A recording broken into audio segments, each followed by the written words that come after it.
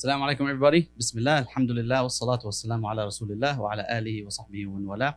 Welcome to The Green Pill, episode number 2. Today I am joined by my good friends Abdullah and Muhammad Hilal, fellow tribesmen, alhamdulillah. And we are joined by a mysterious friend behind the camera, alhamdulillah. His name is Osama, but you won't know how he looks like. Today's topic, inshallah, is a series of articles that came out 2 years ago, and they've been like sort of showing up in media ever since. The title is Understanding Reduced Male College Enrollment in the US. Basically, there's what's being referred to in the media as a crisis of men not enrolling in colleges nearly as much as they used to. And there's been like a steep drop off in the past few years to the point where men now make up only 40% of undergraduate students or college students in the US. So women are 60%. And they were like going crazy about this 2 years ago. Now it's like almost silent in the media. So we want to just discuss what's going on. Is it a problem? If it is, what could be the causes? What are some solutions? What are some things that we've run into in our communities with regards to this? So that's our conversation today. And I'll start us off with a question. You guys are college age. Is this something that you've observed? That men are not as interested in going to college anymore? What do you think, Abdullah? 100%. Yeah? I know. I don't know. I guess we'll discuss factors afterwards. But the question is, have you observed this? I do believe a lot of men are a lot less interested in college just because there's so many things going on. I feel like they feel like there are other opportunities for other things, that they can explore. Retire your parents. Yeah. They can retire their parents. All right. What about you? You've seen this? I'd like to start off by saying thank you for having me. It's very exciting to be here, of course. Yeah, with the tribe's back, man. Oh man, you made me feel awkward now. That's right. We'll pretend you said it. We'll like edit in.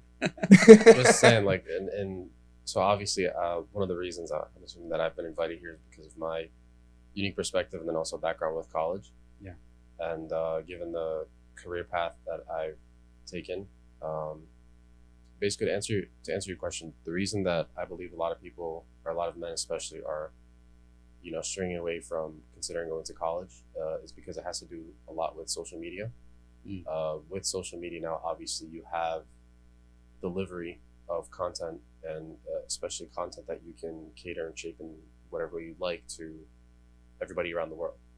And so what we now consider the 1%, although they've always existed, in the past, the 1% wouldn't really have the opportunity to share their lives in the way that we have now. Right. And so the distribution of sharing what the life of the 1% is actually like to many people has intrigued a lot of people to kind of get into this mindset of, I don't want to be a part of the rat race. I don't want to be a part of the norm. I don't see myself working 9 to 5 normally and then retiring at 60 after working for 50 years for another person. And so at the very least, if there aren't people that are succeeding, there are a lot of people that are willing to give it a try, especially with now you have course creators and people that see it as an opportunity for business that are trying to capitalize on it. And they'll sell you on the dream that it's a low barrier of entry, that you'll make it. And so that's why you'll have a lot of people that at the very least say they're going to try. However, with regards to like the rate of success and how many people actually make it, it's a different story. I love that. So the rate of success has not necessarily changed, although we can talk about that because it has gone up. Like there's more middle class people, there's more people coming out of poverty in our era than ever, right? Excuse me. So that is correct. However, I love that what you said, that is that people are selling the dream. It's a lot easier to sell the dream now because you got a camera like we're doing here. Soon we'll start scamming people, but not yet. But you just tell people, hey guys, look at this. You want to have this life? Just do what I did. Oh, but first you got to pay me a few bucks. But putting aside the obvious scams, it genuinely is more visible. So people are willing to risk it. I will talk about I want to hear your experience about your personal journey in a minute. But I think for you, what I observed, in our friendship and several of the people from our community, young men particularly, 1 out of every, I don't know what the stats are. If I had to throw a number, I would say 2 out of 10 from the people in my youth groups that I work with. 2 out of 10 are entrepreneurs from the start.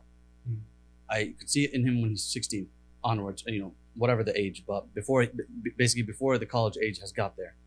You could clearly tell he's either had some side hustles already. His mind works in that way. He needs to have stakes. Stakes have to be up there. He does not, you could tell him, look, take this desk job that pays 10 times more or take the risk of either go to 0 or go to $1 million. He'll take that any day of the week. And that's just a way that person is wired. And I observed that about you, before the journey. Now, of course, I want to ask you actually with that, whatever you're willing to share, of course. What's your journey been like? First off, if you're also willing to share, how old are you, and like what's your journey been? Yeah, of course. SubhanAllah, before I get into that, I just want to say it's actually crazy to be doing this right now. I've always fantasized the first time I'd be a guest on a podcast to actually share the story, and SubhanAllah, happening a lot earlier than I thought it would. Awesome. You'll be sharing it, inshallah, in the future when they're putting you in the richest 30 under 30, whatever they do, those things. Then you'll be like, oh yeah. I mean, hopefully just an opportunity to give back to the community, inshallah. Inshallah. So as Sheikh first introduced me, my name is Muhammad Hilal. I'm currently 20 years old. I graduated college with a bachelor's of computer science at 19. So the way that I got into that basically was from just a quick brief history into my past ever since I was young. I've always had a capacity for leadership, I believe, and I've always even had a desire to be doing big things. If you would have asked me from like what my career path, what I want to do from even 10 years old, I would have told you that I wanted to be a NASA engineer. Right. And it's important that I bring that up because this is kind of the evolution from being the golden child in my parents' eyes to then kind of going into a phase of a bit of disappointment and then kind of coming back up when they saw a bit of progress and results. So, basically from a very young age, I even like have essays that I write about how I feel like the school systems and everything that we have put out for the average person, it's kind of just putting you into a certain group. As in there isn't really an opportunity for you to kind of shine with the specific talents that you might have been created with. And so my understanding of that when I was younger, just because I took a massive interest in science, was I wanted to be a NASA engineer. And my understanding even then was a 21-year-old out of college would be put in charge of like putting the next humans on Mars. Okay. You're a guy, you're a dreamer. Yeah, I've always been a dreamer, and that's not even something I say to like kind of in a way show off or say that I'm better in any way. That's literally just my reality. I love that. I use you guys may have heard me use the phrase dreamer before. I consider myself a dreamer as well. And it took me years and years to give myself the okay to dream, because it can be, you just do nothing with your life. And also our parents' generation, may Allah bless them, they come from, they're immigrants. They come to this country through sheer hard work, and there's no time to dream. You don't have, if you're not efficient enough, you fall off, and everything fails. So you have to get the stories. You have to get the 98 average just to even get to college, and then like I get it, and I really respect them for that. And the work ethic that they've had in their younger years, and they continue to have now, and as they get older, and may Allah bless them all, is something that I don't have, and I will say this with confidence. I don't have that work ethic. Our opportunities for growth are so much more than theirs, and I'm grateful for it. But I would love to develop their work ethic, and I understand why they said, "Hey, you're dreaming too much. Stamp it out." They didn't have the space to let their imagination run wild in the same way that we can. Yep. And dreams can go too far, right? Which is the Western sort of American approach to it, which is like, "Hey, let your son or daughter, or if they're both, let them do whatever they want to do. Let them dream. Like, hey, listen, let them follow their dream. It's like, hey, but this dream is leading off a cliff, or like they cannot make a life out of this, like a genuine life with all the metrics." They're like, that's fine. And then that's the opposite extreme, right? The healthy balance is always down the middle somewhere. So I like dreamers. Dreamers think big. Dreamers are the ones behind all the ideas, and then if they have the work ethic and so on, they can start making that reality. And then we also need the pragmatic people who are not dreamers, who are like, hey, like, what's the practical way? What do I need to do to make sure things run smooth? Those guys exist. If I were to do the ratio, there are more dreamers than entrepreneurs. So all entrepreneurs are dreamers. They like the stakes. When I say stakes, it has to be I could lose. There has to be a risk. But then if I win big. So that is what drives them in the morning. Not, oh my God, I go to a desk job, even though that desk job is making more on average than he does. That's not what it's about for him. So you have out of 10 people of my youth, the young men, you got the 2 entrepreneur minds who are obviously dreamers by default, and they're the ones who are going to turn their dreams into something. And then maybe you have another 3 more, so half are dreamers. The other 3 is what I'm worried about. They're too dreamy to like get a real job, but they don't have the grit and the work ethic to be an entrepreneur type. Like you got to take risks left, right, and put yourself out there. That's a growing number, and I think that ties into the disillusionment and the people. Yeah, you gotta say that. You gotta like, that's one factor, laziness. And now it's like, hey, you're not the hard worker type who shows up at 7:55 for the 8 a.m. job. You're also not the entrepreneur who's doing a 12-hour day when he doesn't know if there's anything there yet. So you got to be careful. Like, is the reason why you're not interested in college because you're lazy? And don't like dream big and do nothing about it. And don't give yourself the excuse and hide behind the excuse. Well, no, I have these dreams and I want to get rich and retire my parents, and then you do nothing, right? So I just wanted to tap into that because that will be a sizable chunk of our audience who, they start somewhere. They have the beginnings of great ideas, and then shaitan and disillusionment and their own personality or whatever, it just kills it. No, absolutely. It all has to do with. I know this is something that we've discussed often before in our discussions and lectures. It's about where you plant a seed, right? So from the very beginning, it's a pattern that you'll notice if you're someone that's into podcasts and you watch long form videos from entrepreneurs and people that have some level of success nowadays.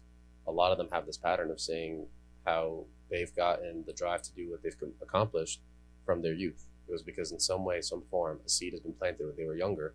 And then as they grew up and they found the opportunity and the timing and the right chance and everything worked out, they took a leap and it worked out. Mm-hmm. It's never one leap, right? One leap eventually worked out. Yeah. But it's like the leap as in like that got them to go on that path. Yeah. Okay. Gotcha. They started off. Yeah. And then it's one of those things where it's like once you're in it, it's very hard to turn back. Yeah. Especially if you've had even like the slightest taste of success. Like I remember the first time I got, my first ever like kind of side hustle business was drop shipping on Shopify. Mm-hmm. I remember the first time I got that notification, like you got a sale. Yeah. It was a hit of dopamine like nothing else before. It was like, okay, that's it. Like there's no turning back now. And I'm sure your parents didn't like that whatsoever. Like I said, phase of disappointment, but we're over it. No, alhamdulillah. Because I think for you in your journey to please your parents and to show them that because the fear that a parent gets when their 18-year-old son says, "Hey, Dad, I'm not going to college." What? Like the first thought they say is, "Oh my God, he's going the lazy route," which is a fair fear that they have. Mm-hmm. In my role working with youth, a sizable chunk, I would say, like I was saying earlier, roughly 3 out of 10 rather, so 30%, they are going the lazy route. They are saying, "Hey, Dad, I'm not going to college. I'm going to drive Uber for a year." There's nothing wrong with driving Uber or any of these jobs. The issue is the mentality behind it. This is a guy who he didn't just come to the country as an immigrant and this is the only job available because his degrees don't transfer or he doesn't have a degree, etc. This is a guy who was born and raised here, who has opportunities by the dozen, and he just says, I don't want to put in the work. And maybe there's underlying issues there, but the bottom line is he's not. This is the fear that parents have. The second the son says, "Oh, I want to be an entrepreneur." That's why I labeled it as, okay, 2 out of 10 are actually going to do it. So the parents are not always in a position to understand, is my son in those 2 out of 10? That's where I come in, like dealing with youth all the time and so on. But I like the idea of helping those who are tapping into that. You get it? So like sure. The person who got the paycheck, I remember when Uber was really good. I have conversations with people from our community when it was paying really well before the pandemic. And I remember one brother who had been doing it 2-3 years in his early 20s, and he didn't go to college. And I was having a frank convo with him, and I said, "All right, what's next?" He's like, "Man, I'm making a ton of money. I'm going on vacation this year with my friends." I said, "There's not a ton of money. Alhamdulillah, it's working out." But this is, convo we'll have in a future podcast about future proofing and careers that are already slated to be replaced by computers and self-driving cars, etc. So it's like, besides the fact that his specific job is absolutely going to get replaced, inshallah, if Allah wills, but even then, I'm like, hey, you're early 20s, you have money aside. This is not vacation money. This is go get a better skill money. The 10,000, the 15,000. He wasn't convinced at all. He said, like, work is work, and that's a terrible mentality. What do you guys think? Yeah, I think you're in that. You're a bit younger now. You're in college. Yeah. So, yeah, what's the struggle? Yeah, so I guess I'll take Hilal's route with introducing myself. And my name is Abdullah Wadancic. I'm 19, and alhamdulillah, I'm both in college and I guess a young entrepreneur, right? So alhamdulillah, that's where that's at. I have a clothing store for those who don't know.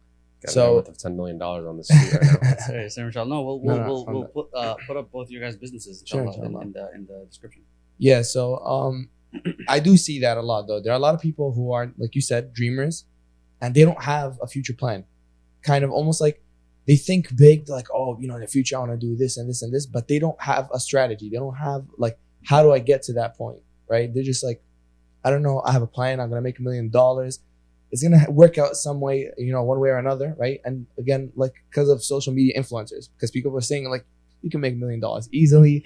Go and link him below, in the description. So it's like it's a really big thing, There are a lot of people even in school, and I think they're dropping out of school because like, you have Andrew Tate. Are you saying school as in college or even before college? Okay, no. okay. Yeah, everyone's kind of forced into even with a few high school exceptions, you'll find like the high school dropouts too. Yeah, you'll find out a lot too. Hey, it's getting worse than just dropouts. Like even now in the New York school system, public school system, and I've heard about other states, but New York is getting pretty bad.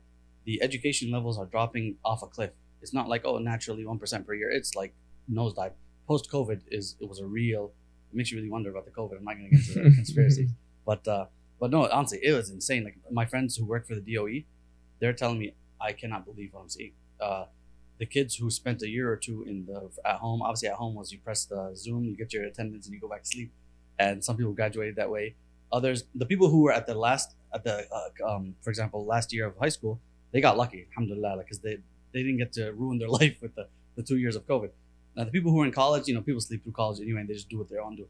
The people who are like really in need of being in school at those years, yeah, that's gonna take some patching up in society. Like essential skills, essential math, essential reading levels have dropped significantly. I just don't know the data. 100%. I know for myself, right? So I entered college. I entered high school, 9th grade, right? Mm-hmm. And then the March of 9th grade was COVID, right? And we're like, yes, 1 week off. Oh, 1 week? Yeah. And then it was like 1 month off. And we're like, oh, yeah, 100%.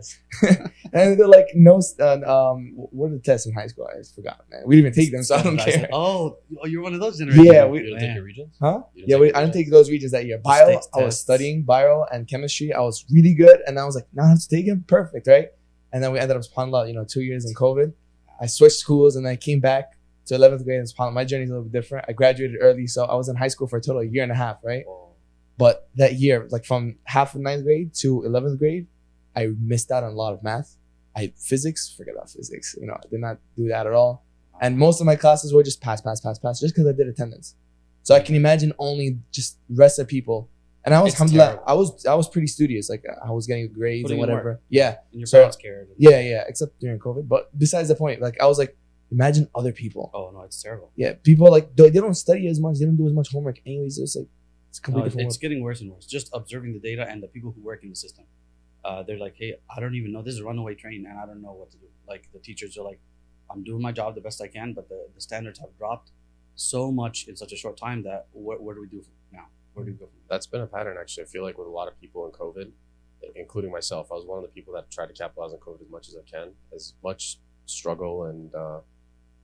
As much of a bad time that it put the world in, it was also an opportunity for a lot of people to actually have the time to perhaps sit down and invest in their ideas. Like I know for me, coming out of COVID, that was a time that I officially officialized my business and got the LLC and looked into getting clients. It was no longer just the side hustle or like this kid that was looking for how to make money online videos. It was officially like, okay, I'm going to get the LLC, the business account, start looking out for clients, doing outreach. And so, yeah, COVID, I feel like for just the business entrepreneurship space, it put us on a trajectory that would have been much different if COVID had not occurred. Everything happens for a reason, of course. Yeah. And everybody's journey is individual with Allah subhanahu wa ta'ala. I'm so convinced of that. And an event that affects the entire world, in your world, it's a part of it's chapter 22 of your journey, right? And then it affects you completely different than it affected another guy. And I'm so convinced of that with Allah subhanahu wa ta'ala. My journey, I went to college, of course. I did my Islamic studies degree overseas, so I never did go to college here in this country. I always joke with the guys about it, and it was definitely a unique experience, and I definitely benefited college, but it was a completely different experience than you do here, and there was no career at the end of the journey. I think a lot of people, we will be discussing on the podcast in the future, inshallah, with sheikhs, imams, students of knowledge about the Islamic route. Somebody wants to be an imam, etc. I had no intention of being an imam. It wasn't on my journey. It wasn't like, okay, graduate, be an imam. It just, everything happened for a reason. So it's a different journey altogether. I don't want to get too much into it. I want to get back into this. Osama, you have any thoughts on this? You can always chime in when you like. Okay, so yeah, let's get back on here. The concept of, we all agree that it is happening, and you've seen it in your own personal lives. And we see, as somebody who deals with youth every single day in my job, I've observed this trend. I cannot say for certain that it's more than it used to be. I'm not sure that I'm there yet, but the data is showing it, right? Now I just want to know why. What are your thoughts on why this is happening? So if we can just like maybe even rapid fire. Why are men dropping out of college at a higher rate and not even enrolling to begin with at a higher rate? Laziness. Laziness is a big factor. So why are men lazier than 10 years ago? Well, how is that? Like what changed? I think it's the whole gender thing where people are very confused about gender and roles of gender. And men, men were, were supposed to be, you take care of the household, you lead the household, you got to make the money, you have to go out and work. So it was like, all right, you're already in the mindset. I have to do things. I have to make sure that I'm able to provide for my family 10, 15 years down the line, right? I'm making stable income and that we're all successful, inshallah. And that's kind of like the goal. But now with all this weird gender stuff, man versus woman and other sex. So, etc. Yeah, etc. XYZ.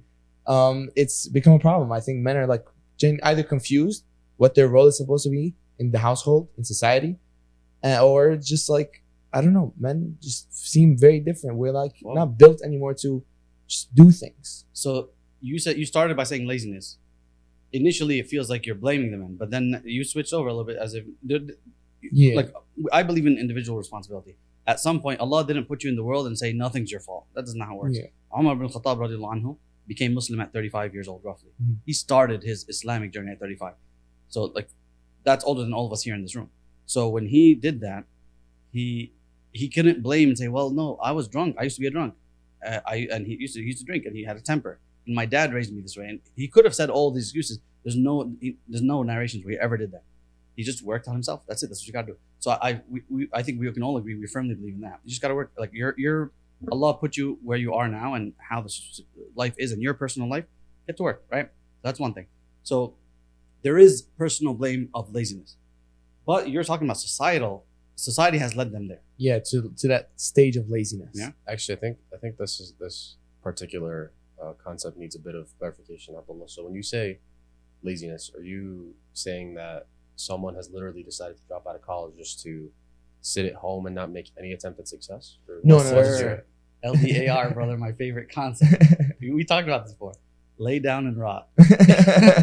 It's a Chinese movement. I think I bring this up every episode. I think I'm just gonna I want to start a chapter. If whoever runs this is watching, please reach out. I'd like to start a New York chapter of the LDAR movement. The Lay Down and Rot movement. It's a Chinese movement that started in 2021. It's the compilation of you bringing. Were you serious? I'm dead serious. 100%. You think I'm joking? At this point, they owe me money. Like I broadcast them every chance I get. So LDAR movement, the Lay Down and Rot movement, obviously is different in Chinese. So they started off with people fed up with society. It's like too much, and over there they have it much harder than we do, right? Mm. And it just feels like the juice is not worth the squeeze. Like you want to squeeze everything out of us, and we get so little at the end. And society's too corrupt to fix. So they said, if we convince enough people to lay down and rot, to like not go to work, there's a term for it actually. This term is actually more popular in Japan. So they're running into the same problem from a completely different angle, but a lot of overlap. It's not necessarily the corruption in Japan, it's just the overwork culture and the demographic crisis and so on. But in Japan, it's called NEET, NEETs. So we'll be referring to people as NEETs from here on out. But like NEETs is not in education, employment, or training. A young man or woman, but usually men, who are not in education, employment, or training. He's a NEET. A shout out to the brother. He knows who he is. He's the NEET of our no, me and him, we've been going. That's crazy, subhanAllah, because isn't the hadith about the Prophet saying that at the end of times, like society will decline in education and in work, and we always wonder how, like, well, Mahdi, how's Mahdi gonna fight the Dajjal with a spear, But then when you think about it, the whole society can decline with just this idea of everybody laying down and rotting. Well, I don't know that. So China banned the movement. Yeah. So they banned it. Makes sense. It's pretty easy to get banned. But like the movement showed up with a different version. I think that might be version 2 to get around the ban. But it's a very interesting concept. The idea of enough young people who have the whole life ahead of them saying, man, forget it. It's too corrupt. So that's where laziness comes in. As opposed to being just, I'm a bad person, so I'm lazy. It's society is not helping me. I don't have opportunities. Why should I put in the work when I'm just going to get, so there's the war on masculinity that we can all agree on, right?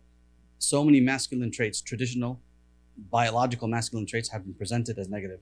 I won't say that this applies as much in China and Japan. I don't know their cultures. I doubt they're as bad as what we have in the Western world. But what you touched on is like, in the absence of defined roles that we can aspire to achieve, we sort of, everything gets all mixed to the point where you don't even know your gender. But even before that, it's like you get shamed for having to want to be strong man. You get shamed for saying, I want to be the breadwinner for my family. No, men and women are equal. Are you saying that you know, et cetera, right? So you have nothing to aspire to be.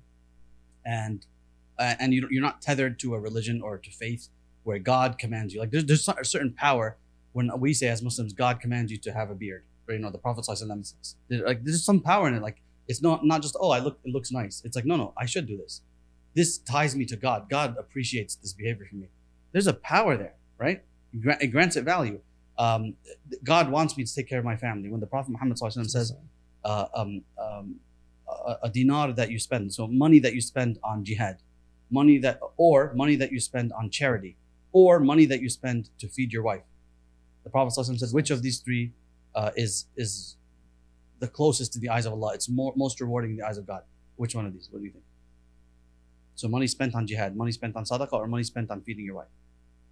Money spent on feeding your wife. The Prophet Muhammad ﷺ said, money spent on feeding your wife is best in Allah's eyes in all three. Which surprises people. Like, wait a second, those others are so noble acts. Yeah, but your first obligation, your first line of duty is your family, your circle. And that gives purpose to a young man. He feels like, no, I could take care of a family. So what you're saying is that it's not necessarily money that motivates. Mm-hmm. Money is one factor. And that's what these guys tap into in these videos and, you know, retire your mom and dad. Like all they ever do is broadcast. They know how to tap into like sort of the primal desire of like, I want a big house. I want a big house. I want the women. I want this. I want that lifestyle. That attracts, you know, that's like sort of like the carrot. That's, hey, you can get this. But that is not sustainable. You need drive. You need motive. You need to feel a desire. You need to feel that it taps into your heart and your soul. There's so many people around the world who will never achieve, the majority of mankind will never achieve that lifestyle that these guys promote. Yeah. But they feel fulfilled. Mm-hmm. They could be a fruit seller. They could be a farmer. They could be a truck driver. They could be, and they feel fulfilled. They have a purpose. I have a wife. I have children. I have a purpose. I'm needed. My tribe needs me. My people need me. And that makes me feel valuable as a man. And it goes in the exact opposite direction of what we're seeing now. I think that is a very important word that you use about fulfillment. I think that a lot of what drives people, it's a lot less technical than we make it out to be. You know what I mean? Like if you're a business owner and you're struggling on like what landing page should I use or what advertising platform or what's the best business move, it's a lot less technical than that. Like if you're going through the struggle, the reason that you're going through it has a lot to do with your psychology, right? It all goes back to our childhood. It all goes back to the environments we were kind of raised in. It all goes back to, as you said, the motives that we have that will drive us to fulfillment. Mm-hmm. And so I heard you mention even just a little bit ago that for a lot of people, it's not about the money.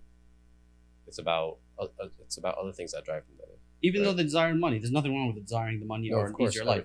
But everybody needs a certain amount of money to just it's not that simple. Have your basic needs, but it's not that simple. It goes down to like actually looking deep inside and then finding out what that thing is for you, and then that's what will ultimately drive you. And not even just in the path of entrepreneurship, it'll drive you in every decision and every direction that you take in your life, whether that's you deciding that you want to do the traditional corporate 9 to 5, whether you're going to go through the struggle of, you know, leaving a 9 to 5 to do 24 hours a day to build a business that'll take off only after 4 or 5 years later, or even leaving all that behind. And this is a new trend I've been seeing a lot recently in the online money making space, is moving to a beach in Thailand or Bali or one of these Asian countries and living off of $5 a day. And to people, that's way more valuable. They make money online? Yeah, but it's not a lot. Like there'll be like this is inexpensive to live over there. Yeah, like a cool one that I've seen is copywriting, right? Okay. So there are companies that will hire you to do copywriting or write emails or like transcribe videos or whatever, and they'll pay you as if you were one of like the natives to the Asian countries. Yeah. Oh, the Asian countries. So I have actually personal experience with this. I lived in Mecca for roughly 8 years. Mm-hmm. I worked several years. I worked as an English teacher over there, and for several years actually I worked as a translator/editor for publishing houses here in the US or UK, etc. So they were paying me as an American, but over here it was minimum wage, $20 an hour, or roughly, you know, better than minimum wage, so I'm grateful. Sometimes it was straight up minimum wage, sometimes it was $12 an hour, depending on the project. So $12 an hour, USA, New York City, you're not even getting an apartment. I was living in Mecca. The currency exchange rate is roughly 1 to 4. So for every dollar you get 4 riyal. It's 3.75, but let's make it easy. So yeah, that $12 an hour job as a student and just paying minimum bills, my car, my apartment, completely covered my bills and then some. And I had some savings. So you were living life as a student, whereas a lot of these guys, they just value like being able to live on the beach. Well, if I were to take that same $12 an hour job, Yeah. And then go to Thailand or a country that's way cheaper cost of living than even Saudi, then that would 100%. I'd be living on the beach. Yeah. The rent over there is probably $100 a month. Yeah. If you, $12 a month, that's $10. 10 hours, you got your rent. Money isn't even a concern. Like the reason that they settle for such a low amount of money is because money is not even a concern for them. What fulfills them, as you mentioned earlier, was that life of relaxation, being able to live on the beach. Whereas a lot of other people, especially like I heard this a lot from my old boss, the last job that I had before I officially was working full time for myself, was he'd say he loved the chaos. Oh yeah, he's an entrepreneur for sure. He's an entrepreneur. He, Lebetic fee. He's been working since he was like 17 years old. He made his first million by the time he was 22, and he had it all in Florida. You know what I mean? Big mansion, multiple cars, beautiful wife, beautiful family.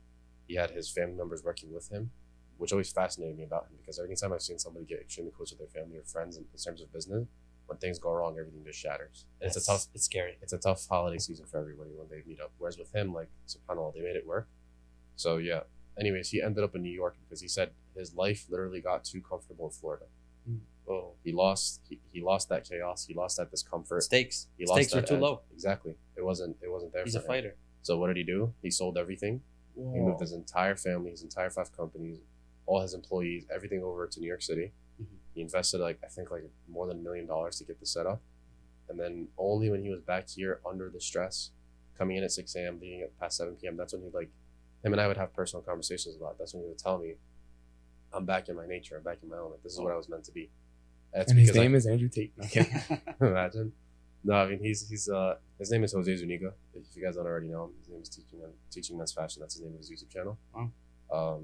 Like I said, just aside from like the job opportunity he gave me, I learned a lot from him as an individual, and so that's another example of what could drive a man. He's not motivated by. That's a perfect example. Yeah, he's not one of those guys that wanted to sit on a beach or like have nothing to do. Yeah. This is a man that was telling me I literally never want to retire. He's going to be working until the day he dies, and it's because his motives, or rather the thing that drove him and gave him fulfillment in life, was that constant drive, that chase of power, and having the ability and the freedom to do whatever he wanted, whenever he wanted.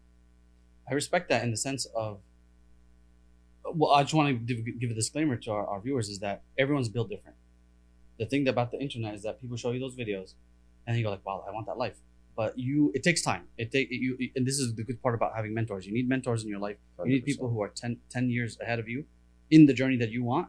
Also, you need people who are in journeys you don't think you want. So you have the 9-to-5 people, which is it's not a bad thing. It's a great thing, right? We need people in all fields. Like as a community, you need people covering all the bases, and you won't find the one guy covering 5 bases. This is my path. I'm the stakes guy. So you naturally gravitated towards a person who's 10 years ahead of you in the journey that you want, right? The entrepreneurship. Yeah, 100%. For me, he was in the couple months that I spent with him before I officially decided to start my own company and take the jump. I was driven to him by the fact that, like you said, he was just 10 years ahead of me where I wanted to be, right? Not in terms of like even achievement, but then also in terms of the mentality. Like this guy, once again, he could have retired if he wanted to. He was at that point. You have to understand, aside from his 5 companies, he's already made the investments that were giving him true passive income. I'm not talking about like the passive income that, the guy that's trying to sell you course will persuade you of. I'm talking about like he already had investments that in his sleep are bringing him money. Salary, more than salary money. So it's that's it, retirement time. Yeah, so if this guy wanted to, he could have easily rested, enjoyed the time with his wife and his children, and just spent the time going with them. But no, the thing that fulfilled him was that drive. Like his purpose in life was having that constant struggle. And so that's what made him feel alive. And I get that too, because I understand that as well. Like I've had certain months in the business where I've made, more money than usual. And I think, okay, I can rest a little bit, but then you'll take those 2 or 3 days off. And it's like, well, now what am I doing? I'm just sitting around like, no, I need to occupy my time with something. Gotcha. Let's take a break for the adhan and we'll get back in a few minutes. All right, guys, we're back after the adhan. We have a lot more to cover, so we're going to wrap up this episode roughly 10 minutes or so, and then we can continue the convo after in episode 3, inshallah. So let's continue. Hilal was sharing with us some of the advice and sort of lessons you've gotten from one of your mentors and your previous boss. So let's get right back into it. So we talked quite a bit about what is it that drives a man, and this is definitely tied into people no longer, or I mean, the data is showing people, Muslim and not Muslim. So like the data doesn't differentiate, and I'm presuming obviously it's talking about the wider American culture, but it is something that we've observed in our community as well. So the question was, is it happening? What could be some of the causes behind it? Now the question is, do you think it's a problem? You got it? There's a difference between what are the causes for, is this a problem now? What are your thoughts? Okay, so Let's try to, if you don't mind, just we were talking earlier because we gotta hit the prayer. yeah, so with college, fire. so I'm guessing the context that we're giving and asking if it's a problem or not is if everybody decided to follow the same path and like not pursuing college, right? And on a bigger scale, I think ultimately, if every single male decided, I'm not going to college, I'm gonna try the hustler lifestyle, I'm gonna try the business lifestyle, I'm gonna give it all a go and not have any more systems, then yes, it would be a problem because we would no longer have the proper infrastructure or the plumbing in society that requires us to run. So no, I want to ask you just more simply.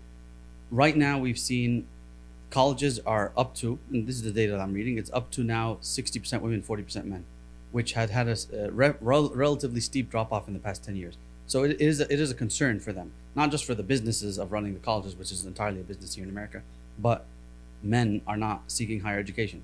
So at the same rate, and they're dropping off steeply. Is this a problem? Do you see it as a problem? Yes or no? If Like with the current statistics? Yeah. I think it depends in and of on- itself. No, like at first sight, not necessarily. And I Okay. think it like one answer sentence pretty much. It has to do with what these individuals that are dropping out are doing with their time. I like that. So Right. exactly. So if you're dropping out, but then it's because you're saying that your college isn't providing you with the facility to, let's say, create the next cure to cancer. Mhm. This is an amazing idea for you to leave college, you know what I mean? Because you're pursuing something Oh, that's simply That's bigger. Yeah, you're pursuing something bigger and something that, college simply isn't giving you the facilities to do it. Okay. Whereas if you're gonna drop out because, I mean, as Abdullah mentioned earlier, you wanna be lazy or you're just not about it or you wanna, what were you saying? Lie down and Oh rot yes. or something like that. LDAR, brother. You know what I mean? You have to also understand that no matter who you are, you have an influence on those around you. Imagine if everybody in your community and your circle did the same thing. Would that Yeah. benefit you and your society and your family Disaster. ultimately? Yeah, I would say the biggest problem is sorry to cut you off. I That's think okay. the biggest problem is that most people who do drop out, most men who drop out of college, is out of that laziness. I do, From your observation. yeah, because I I would do, agree. I do think that people are just find it hard to study, sit down and study and work. Right, that hustling mentality is no longer there. I think because COVID played a big role, and like we said before, this whole gender thing has become Yeah. a big problem. So I think men are just like, it's easier for me to sit back, expect on my other half to work, to do the half of the whatever needs to be done, and it's just less. Men are not willing to put in that effort to study anymore, to pursue that further education, because like I can sit back and do Twitch, I can play Fortnite all day and all night, right, and make money, or I can do other things that seem so much easier when in reality they're not, right? They're not. They're A work. lot of entrepreneurship It's just paths are straight up work, but they just make it really nice and Mhm. romantic, So, online. so there's a few factors you're touching on, which you both touch on heavily, which is the social media life. Mhm. I remember reading stat. It could be, I don't have it accurately in front of me, but the average young like teenager spends at least 5 hours on social media per day, something like that. It was a crazy number. So TikTok, mostly scrolling, right? And you get bombarded Just social media. with social media. Yeah. So, but the majority is like TikTok, right? That's Mhm. like the most popular one. Well, but So- I've heard of people have rotations. They'll hop from like Instagram onto TikTok, onto Snapchat, onto YouTube Shorts, and then they'll Resell. It's Yeah. it's obviously that could literally be a full-time job within itself. A couple hours It- on it each is. platform. It is like if you're doing 5 hours a day, that if you converted that energy into something useful, you'd go to the moon yourself. Like Yeah. you'd build it in your backyard. I heard a kid the other day. He said we were hanging out, we're having a fruitful discussion, Mhm. and it's like now 12 a.m., 1 a.m. Right? He goes, it's almost 7 a.m. Might as well stay up the whole night. I'm like, what do you do the whole night? 7 hours away. He's like, I'm just gonna play until. I'm like, what? He's Oh, like, I have bro. work tomorrow. I'm like, go to sleep, bro. Nuts. You know. And then they drink 2 Celsius in the morning. Like, they're going crazy. So But anyway, that's a different story. But the bottom line, like for me, is that I've observed again, there's a drop in motivation levels by far. That's my observation. I work, by the way, if you're unfamiliar, I work with youth all the time, primarily young men. So the motivation levels have gone absolutely off a cliff, absolutely. And this has been a long time coming, but the past few years and COVID played a role, and the gender stresses and the attacking masculinity has 100% played a role. Men need stakes. Men need to feel important more than money. They need to feel important. A man will do a job that makes way less money. A man will be away from his family for months at a time, whether it's war, whether it's being a trucker, literally, whether it's being on an oil rig, whether, if he feels valued, if he feels this makes me a man. He doesn't. You don't have to say in that language. But there's a reason why Andrew Tate and them, their message appeals so much. They put it in that language. They go like, you're going to be a man if you do X, Y, Z. And there's, men will be farmers. Men will do anything. But that motivation, once you take it away and you tell them, they'll say, well, then why should I invest 4 years of my life?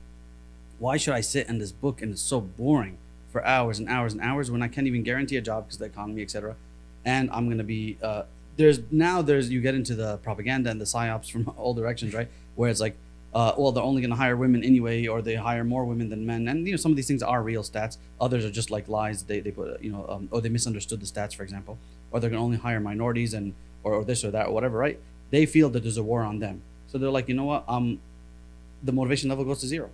So I believe it is a problem. So like, in order to answer that question, it is a problem that men are signing up for college less, not because in and of itself, because maybe their motivation is, well, I don't want to get into debt, and debt, the interest-based debt is haram. Obviously, I'm talking about just the Muslims. This stat is about majority of the non-Muslim culture as well. They don't care about the riba factor, but I don't want to get into debt. I no longer feel, all my life I was being convinced that this debt is worth it. Now there's so much data out there that is telling me that perhaps it isn't. If these guys, in and of itself, it's a bad sign that people are not signing up, because the majority just choose a lazy route. If there were more people doing the entrepreneur route, which only so many people can do, because there's not enough entrepreneur spots for everybody. If more people were going the trades route, which is something I often encourage brothers who are for sure not going to do college. I'm never going to discourage somebody who has an idea, has a plan, has a strategy. But if somebody has no strategy, which is pretty common, and he's better with his hands than he is with reading and so on, I'm like, hey, listen, the trades are awesome. So your HVAC, working with ACs, refrigeration, that's a growing field, or at least it's a very reliable field. Most of these fields are growing, the trades. And another thing about the trades is that the baby boomer generation and the one after them, I forgot what it's called, they are retiring. Every year, I forgot the number, it's a crazy number. Every year, like a few 100,000 of them retire forever, like they're gone out of the market. And they have a lot more work with your hands fields. Plumbers, HVAC, refrigeration, right? What else? Solar technician is, I think, one of the lowest, one of the fastest growing fields in America. Yeah. Wind energy, working with your hands, all kinds of things. These are all growing, and these are reliable, and society will always need them. We always need plumbers, we always need builders, we always need people to build our society. These have been demonized, at least to some extent. A person who's in construction, do you consider him? Does society teach you to consider him a smart person or a dumb person? Dumb person. Dumb person, like, oh my god, he's a construction worker, right? Or even in the Eastern world, by the way. So that kind of mentality makes you feel like, I don't want people to think of me this way. So immediately you get this war on this idea. I want to end this because we do have to step away for prayer. Inshallah, we'll start episode 3 after. I want to end with a hadith from our beloved Prophet Muhammad sallallahu alaihi wasallam, peace be upon him, where he said, no one has ever eaten a meal better than that which he earned by working with his own hands. And indeed, the Prophet of Allah, Dawood, peace be upon him, would eat from the work of his own hands. ما أكل أحد طعاما قط خير من أن يأكل من عمل يده وإن نبي الله داود عليه السلام كان يأكل من عمل يده. So Prophet Muhammad, peace be upon him, sallallahu alaihi wasallam, used to say that you will never eat a meal better than the one that you earned, that you bought with the earnings of your own 2 hands, or that you earned with your own 2 hands. So look at this praise of working with your hands. This is like, in our era, it's like, oh, it's shunned, like, oh, that's lesser work. He just made it very clear. Not only did, number 1, he praised it and said there's no better meal that you'll eat. Number 2, he said, I'm going to emphasize even more. The Prophet of God, David, who was a king, he himself, with all the honor he had as a king, he earned from his own 2 hands and would eat from that earnings. And the scholars talk about why this is such a profound hadith. And one of the reasons is that you cut out all the middlemen. Prophet Muhammad, peace be upon him, prophesied that in the end of times, even if you don't directly interact with interest yourself, if you avoid riba, which riba is one of the biggest sins, usury or interest is the biggest sins, one of the biggest sins in Islam by far. He said, sallallahu alaihi wasallam, Prophet Muhammad, peace be upon him, said that there will come a time where even if you don't interact with it yourself, you will be affected by it somehow. Its dust will touch you. And the more middlemen there are, the more you're involved in the system and so on and so forth, and all the psyops that are out there. We're going to get into that heavy in this podcast, inshallah, in future episodes. But the more you're involved, the more tainted your money is. Eventually, the money makes it through 15 middlemen and gets to you. It got tainted, as opposed to I did this with my hand. I know exactly where my money came from. I built a desk and I sold the desk, and I created value for somebody that's going to last them X number. I know exactly what value I created and why this money I deserve to earn this money. There's a certain value in that. Direct transactions, encouraging people to produce value and get paid for it, as opposed to in our era now in these economies where a lot of you ever had friends who, mashallah, tabarakallah, they make great money in some corporate job, and you're like, so what is it that you do? Well, I manage things. All right, what what do you manage? It's like, the workers, and then there's a shifts happening, and then so I just do that. I'm like, what do you do, dude? You get paid, mashallah, 6 figures, it's 300K. Yeah, so the workers come in and they need some managing, and then I speak to the corporate manager and I consult a little. Well, yeah, that's what they do. That's what they do. There have been several brothers, I'm not even kidding, may Allah bless them and their jobs, who have told me I could not get them to tell me what they do, and they're like, mashallah, manage. Manage is one of the words. The other buzzwords I don't know, and I'm like, what do you do? What do you do? Like, subsection within a subsection within a subsection. That's how it works. Yeah. 8 hours. Tell me what happens at your job, and they still can't. They go like, so I talked to this guy in the morning, and then I have a meeting at 12. Like, what are you doing at the meeting? What's happening? I was like, hey, mashallah, it's a paycheck, right? And that also, we'll talk about it after. That the lack of fulfillment when you're sitting at a desk and you just manage and talk and whatever, you didn't feel like you provided value. A man who built something like this feels like he provided value at the end of the day. Like, he looks at his hand and says, someone's gonna have a desk or something for the next 30, 40 years because I did it. It feeds something in your soul. Anyhow, we'll end there, inshallah. We're gonna head down to pray, and we'll start episode number 3, inshallah, continuing the same conversation, a few other angles. Thank you so much for watching, and inshallah, we'll see you at the next one. Jazakum khair. Assalamu alaikum.